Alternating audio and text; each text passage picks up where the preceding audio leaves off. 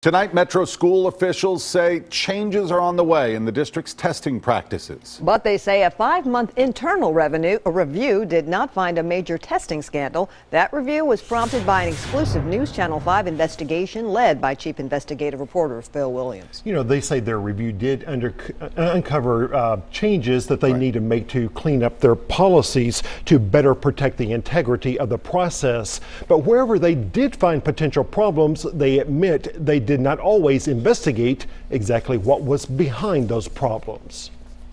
There's very clearly not a systemic,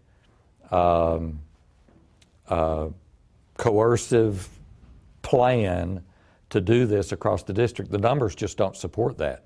The internal review began after 2 Metro schools whistleblowers went public. True gains would involve making sure that every student tested. With allegations that some low-performing high schools were pulling struggling students from critical classes with end-of-course exams that are used to judge the performance of the schools. While the internal review did not find a district-wide problem, officials did single out Hunters Lane High School.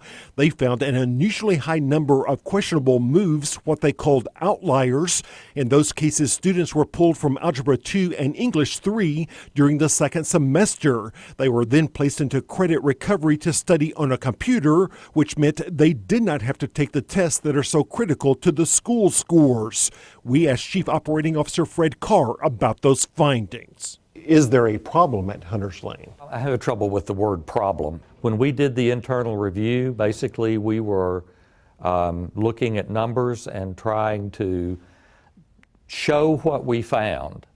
The whys of what we found was really beyond the scope of what we've done in the report. This is making the test results different than what they would have been. Former guidance counselor Kelly Brown told us that at Pearl Cone High School, the principal ordered certain students to be pulled from classes with end-of-course exams, but that plan failed when a counselor forgot to follow the principal's orders. Paul Chingus led the internal review. Did you interview guidance counselors?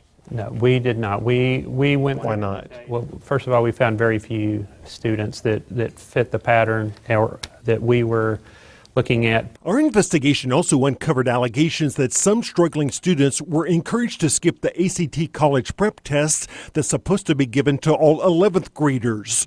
The review found only 85% of 2014 graduates ever took the test. In 2015, that number dropped to 83.9%. If you have a high schooler that is not college bound and you're giving the test on Thursday and it's a 5-hour test and they don't come to school, it's a real challenge. Did you ask whether principals had been telling students that they could skip that day? We did not interview people for this. We did not go out and ask. This was not an investigation. This was basically a review of data. Now, it's worth pointing out that experts had warned us that in other districts where there have been major testing scandals, these sorts of internal data reviews did not lead to those scandals being exposed, that it took trained investigators conducting detailed interviews. Regardless, school officials say they are making changes to ensure that in the future, there's no doubt about the integrity of the process. And Vicki, the state is continuing its investigation, and we put this report on our website, newschannel5.com. Interesting reading. All right, thanks, Phil.